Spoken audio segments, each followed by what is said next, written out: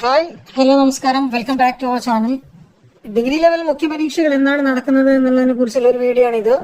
നമുക്കറിയാം, degree ലെവലിന്റെ preliminary എക്സാമിന്റെ റിസൾട്ടുകൾ ഓരോന്നായിട്ട് PSC പബ്ലിഷ് ചെയ്തുകൊണ്ടിരിക്കുന്നു.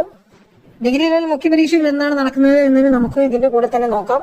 2024 മെയ് ജൂൺ മാസങ്ങളിലെ നടക്കുന്ന ബിരുദതല പൊതു പ്രാഥമിക പരീക്ഷകളിൽ ഉൾപ്പെട്ട തസ്തികകളിലെ sub inspector of police, armed police sub inspector തസ്തികകളുടെ മുഖ്യ പരീക്ഷ 2024 സെപ്റ്റംബർ മാസത്തിലും, അതുപോലെ തന്നെ കേരള സ്റ്റേറ്റ് കോപ്പറേറ്റീവ് ബാങ്കിലെ അസിസ്റ്റന്റ് മാനേജർ, എക്സൈസ് വകുപ്പിലെ എക്സൈസ് ഇൻസ്പെക്ടർ എന്നിവയുടെ മുഖ്യ പരീക്ഷകൾ 2024 ഒക്ടോബർ മാസത്തിലും നടക്കുന്നതാണ്.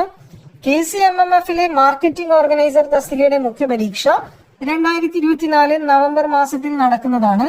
LSGD സെക്രട്ടറിയുടെ മുഖ്യ പരീക്ഷ, ആ പരീക്ഷയ്ക്ക് 2 പേപ്പറുകൾ ഉണ്ടായിരിക്കുന്നതും 1.5 മണിക്കൂർ വീതം ദൈർഘ്യമുള്ള പേപ്പർ 1, പേപ്പർ 2 പരീക്ഷകൾ ഒരേ ദിവസം തന്നെ